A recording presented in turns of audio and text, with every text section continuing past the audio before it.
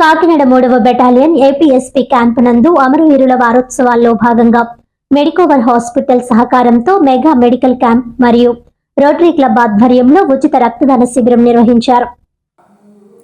ఈ సందర్భంగా ముఖ్య అతిథి కమాండెంట్ ఎం నాగేంద్రరావు పాల్గొని మాట్లాడుతూ, ప్రతి సంవత్సరం హెల్త్ చెకప్ చేసుకుని ముందుగా ఎటువంటి అనారోగ్యం ఉన్నా తెలుసుకొని దాన్ని బట్టి డాక్టర్లను సంప్రదించి మన ఆరోగ్యాన్ని మనమే సంరక్షించుకోవాలని, ప్రతిరోజు వ్యాయామం తప్పనిసరిగా చేయాలని తెలియజేశారు.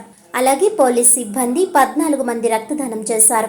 వారిని ఈ సందర్భంగా కమాండెంట్ సర్టిఫికేట్ అందజేసి వారిని అభినందించారు.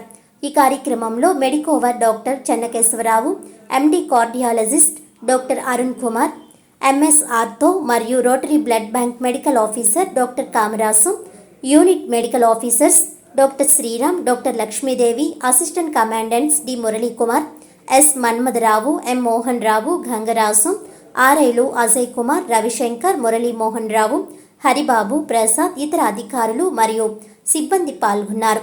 ఈ క్యాంపు నందు సుమారు 45 మంది మెడికల్ క్యాంపులో పాల్గొని ఆరోగ్య పరీక్షలు చేయించుకున్నారు. 14 మంది రక్తదానం చేశారు.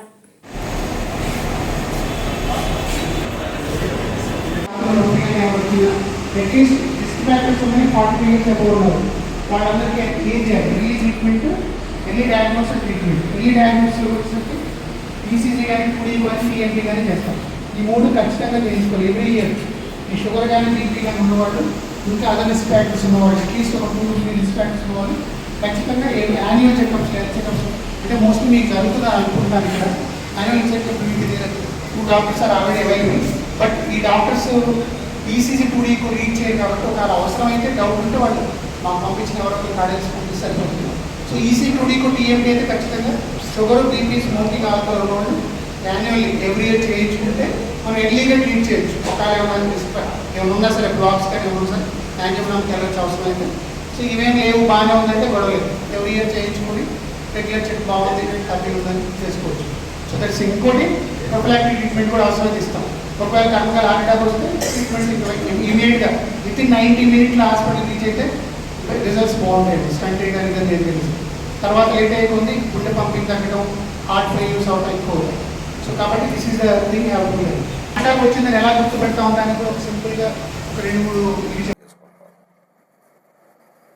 మనం ఇంత హ్యాక్టిక్ షెడ్యూల్లో ఉండి కూడా చేసుకోవడానికి చెయ్యాలి కాబట్టి మనం దాని మీద అందరూ కూడా వచ్చారు. చేయించుకోండి.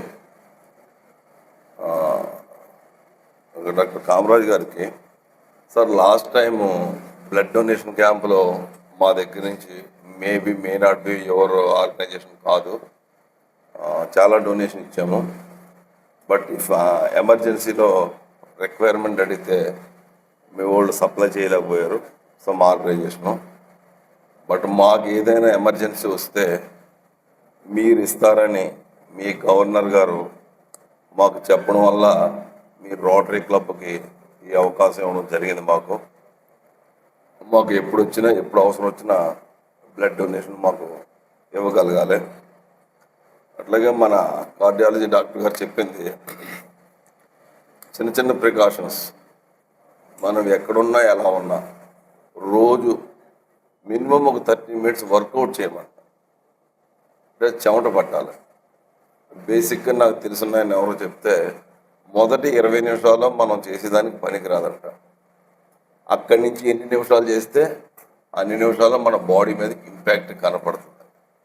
చాలామందికి బైపాస్లు జరిగిన వాళ్ళు, గుండె వ్యాధితో ఉన్నవాళ్ళు మన దగ్గర చాలామంది ఉన్నారు. యంగ్స్టర్స్ వాళ్ళు చూసి మీరు ప్రివెంట్ చేసుకోవడం తప్ప మనం ఏం చేయలేం. ప్రివెంట్ చేయాలంటే ఏం చేయాలి? ఎవ్రీ ఇయర్ మనకి యాన్యువల్ ఎలాగా మెడికల్ చెకప్స్ జరుగుతాయి, ఒకసారి చూసుకోండి. ఆ రిపోర్ట్స్ పట్టుకుని మన డాక్టర్ గారి దగ్గరికి వెళ్ళండి. మనకి ఏదైనా ప్రాబ్లం ఉందంటే దానికి కావాల్సిన ప్రికాషనరీ మెజర్స్ అన్నీ కూడా మనం క్యారీ ఫార్వర్డ్ చేయాలి.